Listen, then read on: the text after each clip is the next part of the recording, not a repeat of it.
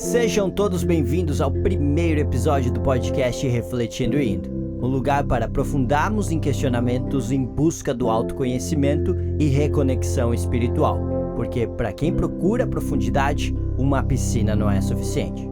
Eu sou o Cadu e hoje eu serei o seu host. No episódio de hoje, vamos falar sobre o autoconhecimento. O que é o autoconhecimento que tanto se fala por aí? E por que isso é importante? Qual a relevância que isso tem no meu dia a dia? Então vamos mergulhar no oceano do conhecimento. Autoconhecimento significa o conhecimento de si, ou seja, quem eu sou de verdade, quem você é de verdade. Vamos separar o autoconhecimento em 3 estágios. Que fique claro que eu particularmente não acredito que essa separação é feita. Mas para níveis didáticos, vamos fazer nesse momento. O primeiro estágio do autoconhecimento, e talvez o mais importante, pois é o ponto de partida, de certa forma, é quem sou eu agora? Ou seja, hoje em dia, conhecemos através de vários campos de análise, de pesquisa, desde ciências até filosofias, entre outras coisas, percebemos que somos pessoas repetindo padrões que foram copiados desde quando éramos pequenos para, de alguma forma, se ajustar à sociedade ou ao mundo, enfim, agradar algo ou alguém, sem realmente pensar sobre tais padrões. Eles apenas serão replicados diariamente, eternamente, pois é assim que o sistema aprendeu como fazer e irá sempre executar essa mesma ação. Através da neurociência, aprende-se que, neurologicamente falando, um vício e um hábito são a mesma coisa. Então isso quer dizer que podemos replicar comportamentos sem termos a consciência de que estamos fazendo, simplesmente porque o sistema entendeu que é assim que deve ser feito, pois ele, de certa forma, guardou essa informação desde toda a formação do sistema, desde quando éramos pequenos, crianças, até virarmos quem somos hoje. E isso é adaptável diariamente, ou seja, você pode mudar esses hábitos, assim como provavelmente você tem hábitos hoje que possivelmente não tinha no passado, e vice-versa. E com os conhecimentos trazidos da psicanálise, principalmente sobre o inconsciente, percebemos que esses padrões, esses hábitos, esses comportamentos não necessariamente precisam fazer sentido logicamente. Então, atualmente, tudo que fazemos no nosso dia a dia, tudo que pensamos, agimos, falamos, sentimos, não necessariamente são o que somos. Podem ser apenas comportamentos sendo repetidos desde quando éramos crianças, desde o momento em que talvez não tínhamos esse discernimento lógico, talvez não tínhamos um conhecimento tão aprofundado sobre nós mesmos, sobre a sociedade, sobre como as coisas funcionam em si, simplesmente para agradar pessoas em geral, geralmente os nossos pais, autoridades perto da gente. Então, esse primeiro estágio é você olhar-se no espelho, seja fisicamente ou mentalmente, e analisar com clareza, com honestidade. No livro O Monge e o Executivo, James Hunter, ele fala a seguinte frase: pensamentos tornam-se ações, ações tornam-se hábitos, hábitos tornam-se caráter e nosso caráter torna-se nosso destino. Então, quando voltamos e percebemos os padrões que estamos repetindo, por quaisquer motivos que sejam, percebemos que esses padrões serão nossos hábitos e ações e transformarão a gente como um todo, nos levando a algum lugar. Então, em primeiro momento, a prática seria justamente analisar onde estamos, o que eu acho de mim, o que é realmente verdade, seja com a ajuda da opinião das outras pessoas, a lente das outras pessoas, pois elas podem ver coisas que não vemos, pois em teoria elas não têm nenhuma ligação emocional à situação e conseguem ver, de certa forma, de uma maneira muito mais correta, muito mais honesta, muito mais transparente.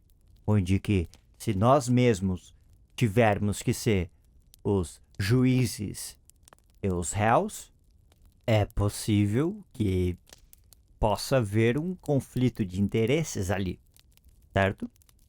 Por isso, recomenda-se o uso da psicoterapia, certo? Para ter esse auxílio de alguém treinado, algum profissional, para auxiliar no seu dia a dia, para auxiliar a identificar esses padrões e guiar de certa forma para a mudança, porque em última instância somente você pode fazer essa mudança. Não existe profissional algum que pode fazer essa mudança por você. Pode-se utilizar de gatilhos e de técnicas e algumas ferramentas disponíveis para que auxilie no início. Mas, mesmo essas técnicas, ferramentas, podem sim virar hábitos, vícios, e não necessariamente mostram quem nós somos de verdade. Mesmo não utilizando da prática da psicoterapia para receber um auxílio na identificação dos comportamentos, conseguimos fazer de maneira autônoma. Novamente, pode ser um pouco mais complicado e ou demandar muito mais honestidade e transparência da sua parte. Mas, enfim, é possível, com certeza. Por exemplo, aqueles momentos no nosso dia a dia em que fazemos comentários sobre nós mesmos. Ah, mas eu sou assim mesmo. Ah, eu sou assim, eu sou assado. Não necessariamente bom ou ruim, podem ser positivos, podem ser negativos. Mas esses comentários que, a princípio, podem parecer apenas brincadeiras, a princípio podem parecer apenas comentários inofensivos, já nos mostram as nossas crenças, o que acreditamos sobre a gente. Então analisamos, pô, mas não é que eu sou assim mesmo? Falei tanto pra mim que acabou se tornando um comportamento repetitivo. Tanto o falar quanto o agir dessa forma. Pois, novamente, os hábitos podem ser mutáveis. Então você vai colocando novos hábitos. Quanto mais você reforça um hábito, seja através da fala, seja através da ação, mais esse hábito vai ser recorrente. Mais ele vai se firmar na sua cabeça. Então, após 50 anos afirmando que você é altamente insuficiente para executar uma ação, é muito provável que você continue sendo insuficiente e seja mais difícil você alterar essa insuficiência, embora seja possível. Apenas é mais desafiador, de certa forma. Outra prática seria analisar o que as pessoas que mais convivemos falam sobre nós, principalmente sem pedirmos para ela. Ou seja, após fazermos alguma ação, fazermos algo, falarmos algo, elas fazem um comentário. Pô, mas tu és dessa forma. Pô, mas tu és assim mesmo. Isso já nos mostra um padrão. Não significa que eu sou assim, mas se eu ajo assim, pode ser que eu peguei esse padrão porque jogaram ele no meu colo, de certa forma. Logo, não sou eu de verdade. Então, esse primeiro estágio do autoconhecimento acaba trazendo à tona coisas que somos, comportamentos que temos, hábitos que praticamos, seja por repetições ilógicas, seja porque outras pessoas colocaram a nós essa função e acabamos exercendo por muito tempo na nossa vida. Mas trazendo a consciência, trazendo de certa forma a luz, podemos escolher continuar ou não com esses padrões. Obviamente, pode tomar um tempo para mudar padrões, mas cada vez que ele se repetir, ficará muito mais claro para você. Pô, lá tô eu fazendo isso aqui de novo. Eu não quero isso aqui não. Então, vamos alterar, vamos mudar. O Jung tem uma frase, ele fala: até você se tornar consciente, o inconsciente irá dirigir a sua vida e você irá chamá-lo de destino. Então, justamente os padrões inconscientes, os padrões repetitivos, os padrões comportamentais que a gente tem desde da época de criança e que a gente vai desenvolvendo diariamente, a todo momento, seja por repetição, padrões antigos, seja por inclusão de novos padrões, seja consciente ou inconsciente, irrelevante, eles vão guiar a nossa vida se tornando destino. Só que a questão crucial aqui é a consciência disso. Caso você não seja consciente, será tudo inconsciente e o destino controlará a sua vida, você não tem controle, te colocando em uma situação de vítima. Por outro lado, você tendo consciência, você, com o seu livre-arbítrio, pode escolher mudar ou não. Se é fácil, se é difícil, já debatemos um pouquinho sobre isso. Quanto mais ajuda você receber, em teoria, mais fácil será. E com certeza, por exemplo, a prática que sugerimos há pouco, perceber o que falamos de nós mesmos, o que as pessoas falam para ver se faz sentido ou não, isso é altamente superficial. O inconsciente ele é altamente profundo, muito mais do que eu particularmente imagino. Mas, em algum momento, temos que adentrar essa profundidade, caso a gente queira desenvolver a nossa espiritualidade, o nosso autoconhecimento. Porque, a grosso modo, a gente não se conhece. A gente não sabe como o nosso corpo funciona. A gente não sabe como a nossa mente funciona, nossas emoções funcionam. Mas todas as grandes empresas sabem detalhadamente tudo isso. Então, no mínimo, para fazer escolhas financeiras mais sábias, o autoconhecimento tem grande impacto. É claro que a profundidade desse conhecimento, do autoconhecimento, é muito maior. Mas se não é uma motivação suficiente para adentrar esse oceano ainda, talvez escolhas mais sábias na hora de fazer compras motive algumas pessoas.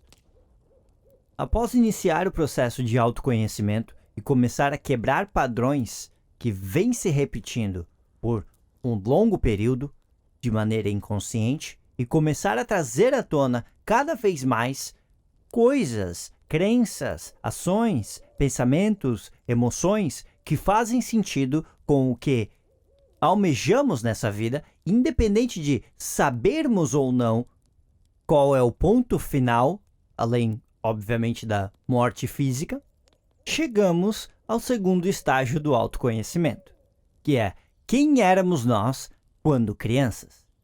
É importante abrir um parênteses novamente e relembrar que, particularmente, eu não acredito que esses processos sejam feitos de maneiras independentes, pois a procura pelo autoconhecimento ela é constante. A introdução de novos hábitos ela é constante. A modificação de antigos padrões ela é constante. A busca pela verdade ela é constante. Portanto, todos esses processos acabam acontecendo de maneira unificada. Mas, voltando ao segundo estágio, quem éramos nós quando crianças? Anteriormente falamos que o início da caminhada é justamente mudar os padrões que foram criados desde quando éramos criança. Então, de certa forma, é meio contraditório falar que o segundo estágio é voltar, pois, de certa forma, já voltamos, pois percebemos os padrões. Mas, novamente, nem todos os padrões são somente de quando éramos criança, pois os hábitos, os vícios, vão sendo incluídos na nossa rotina diariamente, através das pessoas que convivemos, através dos ambientes que frequentamos, as músicas que ouvimos, os livros que lemos, pensamentos que temos, emoções que sentimos, enfim, uma complexidade imensa, pois seres humanos são seres muito complexos, com certeza, como toda a natureza.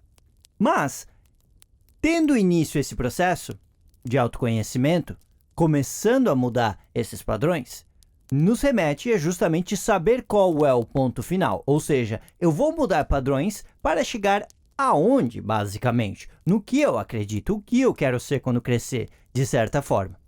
E justamente por isso que voltamos a ser criança nesse momento.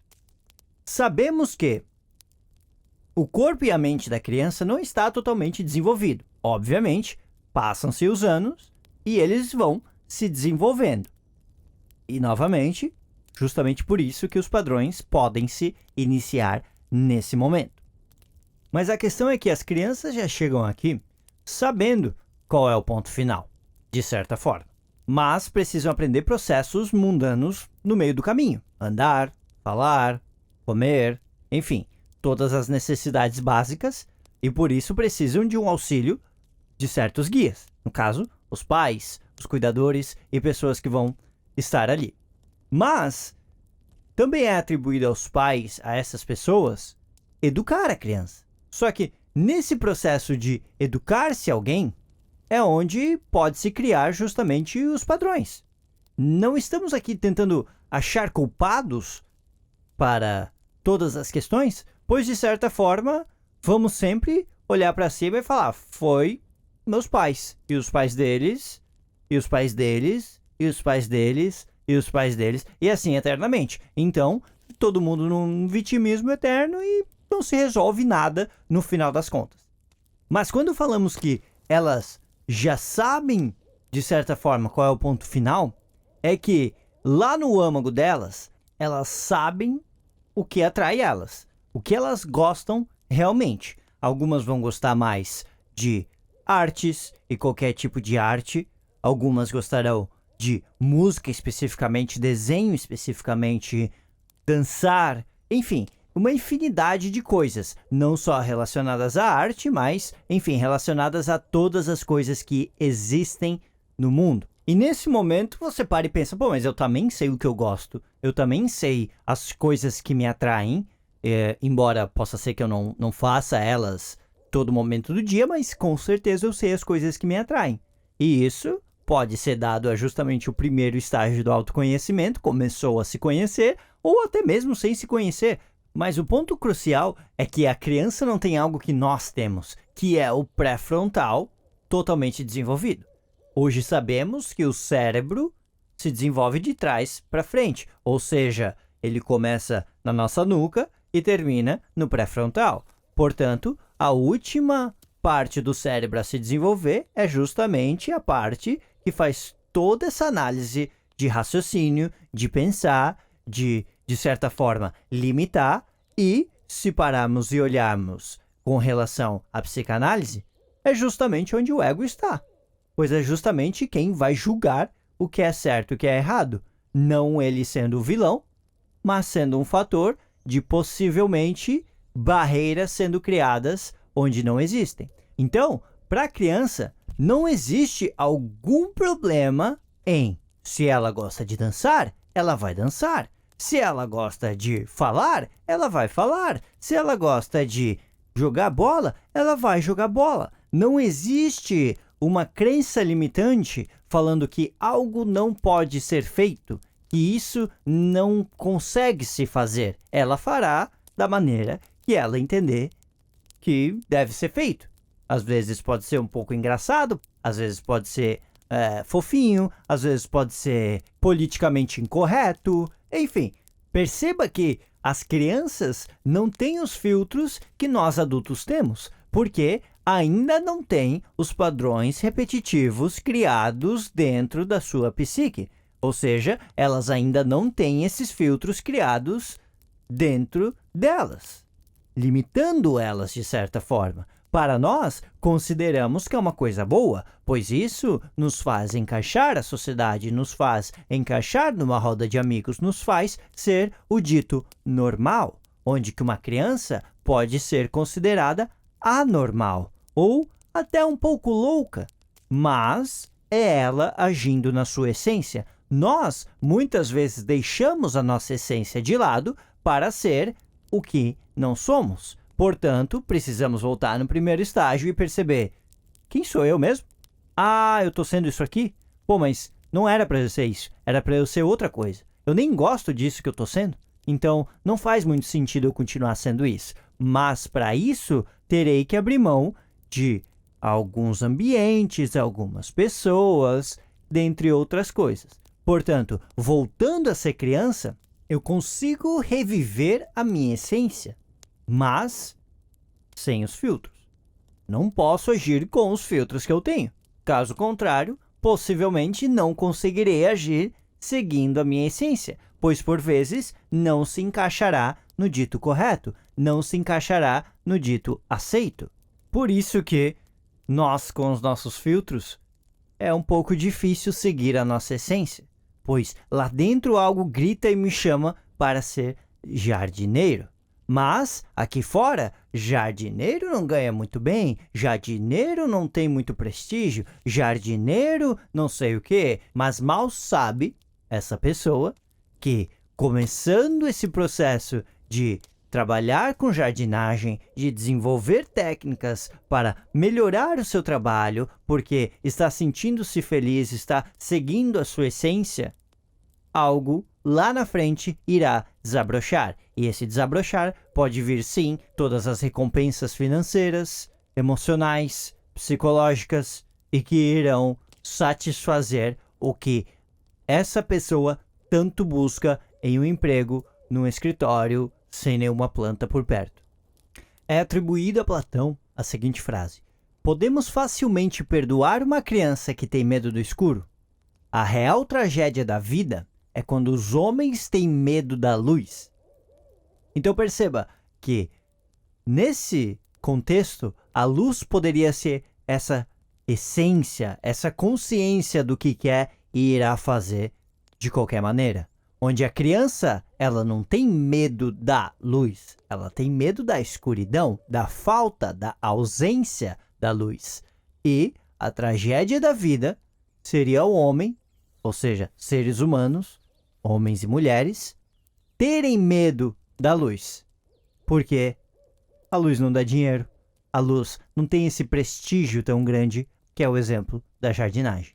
Uma criança é como um rio, natural, intocado, que tem uma nascente em um lugar específico e segue o seu curso, segue a sua essência de maneira natural e fluida, até desembocar em outros rios, até desembocar no mar e iniciar o processo novamente. Nós, adultos, com as nossas crenças limitantes, com os nossos padrões repetitivos, com as nossas limitações mentais ou físicas, somos como as barragens que nós mesmos criamos.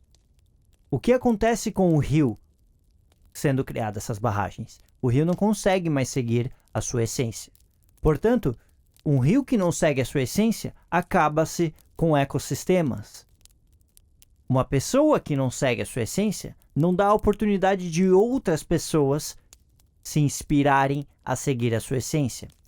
Quantos jogadores de futebol não foram inspirados por grandes jogadores?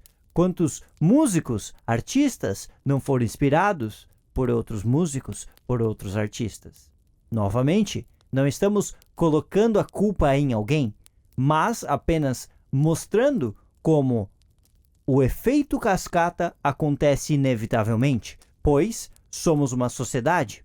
Vivemos em um mundo em que dependemos dessa relação dessa nossa espécie. É através da colaboração que iremos evoluir como espécie e até como pessoa.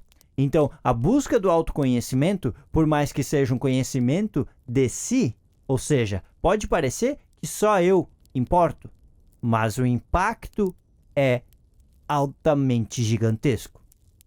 E isso nos leva ao terceiro estágio do autoconhecimento, que seria algo como: para onde vamos? É sabido que o nosso período aqui na Terra ele irá acabar em algum momento. E por experiência, sabemos que quando alguém morre, todo o resto continua. Planetas, galáxias, as plantas, os animais, nós, enfim, todo o resto continua. Então, quando morrermos, tudo continuará existindo como era. Seguirá esse ciclo, esse fluxo. Isso não é comprovação de que existe algo além a vida terrestre, mas já pode levantar algum tipo de questionamento nesse sentido.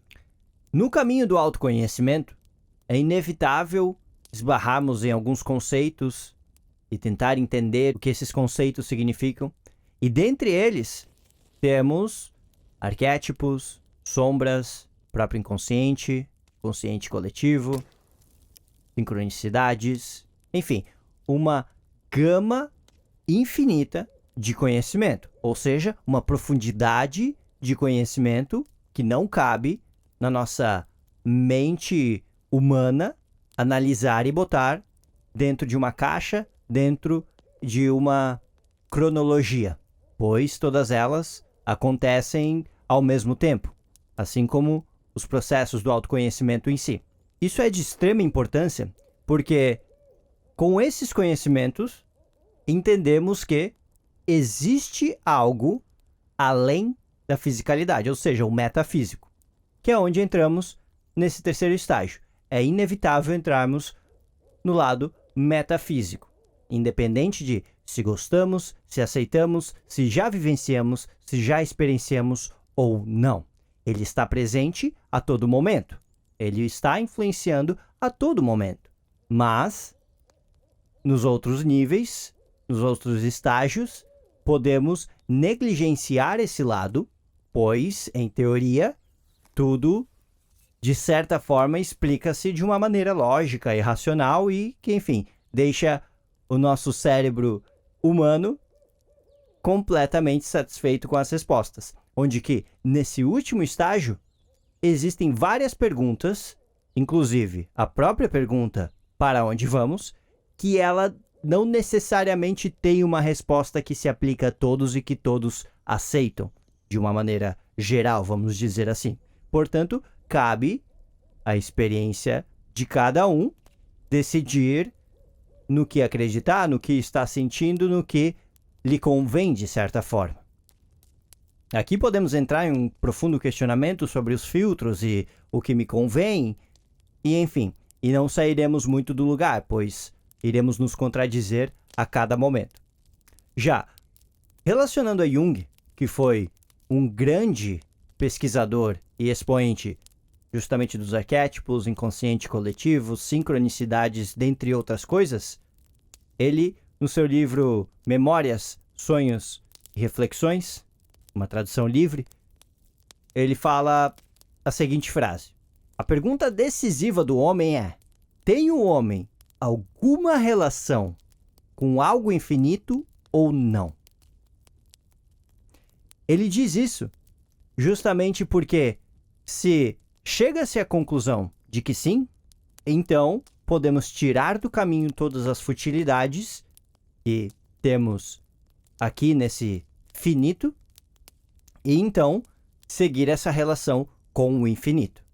Se caso não, aí enfim, podemos seguir esse finito, mas o ponto crucial é justamente com todos os outros conhecimentos, especificamente de Jung, trazendo arquétipos, trazendo inconsciente coletivo e sincronicidades, vamos focar nesses três, não aprofundar neles, nos conceitos em si.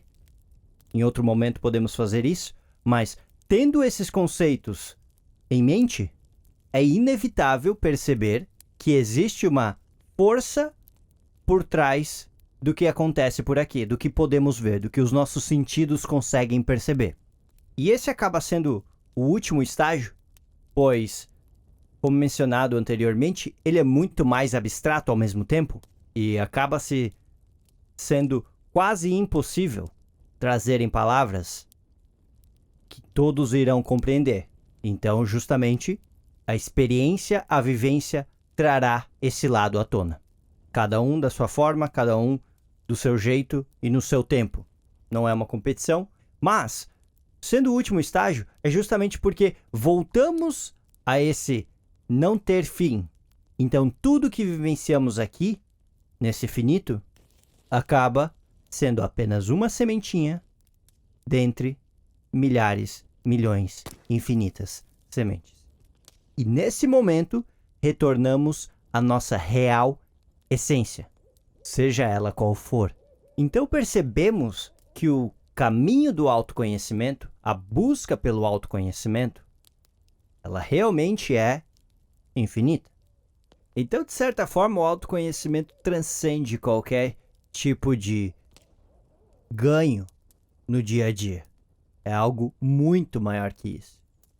Mas, assim como essa separação didática que foi feita, não existe problema algum ter os ganhos no meio do caminho. Afinal, estamos aqui na fisicalidade, experienciando, vivendo, crescendo, evoluindo de certa forma, e não existe nenhuma cláusula nesse contrato que assinamos sabe lá aonde e sabe-se lá quando, dizendo que não podemos ter todas as benesses da fisicalidade. Afinal, essa força, essa energia por trás criou tudo e todos, então potencialidade é infinita. E se viermos de um mesmo lugar, seja ele qual for, temos em comum a mesma essência. Logo, temos em comum parte dessa infinita potencialidade. O ponto crucial é que, nessa separação didática que foi feita, é irrelevante em qual estágio estamos. Não é uma corrida, pois eternamente continuaremos identificando padrões, mudando padrões, se conhecendo a fundo, seja o inconsciente, sombras e todo o resto da nossa psique, seguindo a essência terrena, vamos colocar assim, e tentando se reconectar com essa essência metafísica, que vai além do físico. Portanto, por mais que estudemos autoconhecimento e ouvirmos falar sobre, muitas vezes acabamos com mais perguntas do que respostas. E justamente, se após ouvir tudo que foi dito, você recebeu algum tipo de resposta, mas ao mesmo tempo criou-se várias outras perguntas, então estamos no caminho com certeza, já que o caminho é eterno, não faria sentido, após 30 minutos, trilharmos o caminho inteiro, não é verdade? Após esse episódio, espero que tenha ficado claro que o autoconhecimento transcende a fisicalidade, mas mesmo assim trará todas as benesses que buscamos aqui. Ele nos coloca em uma posição de autorresponsabilização, de capitães desse navio consciencial que estamos. Ele nos liberta dessa busca externa que nos esgota, porque a resposta só pode ser encontrada internamente. E se você chegou até aqui, compartilhe esse episódio com alguém para gerar reflexões, questionamentos, debates. Até o próximo episódio. Por hora, seguimos refletindo e indo.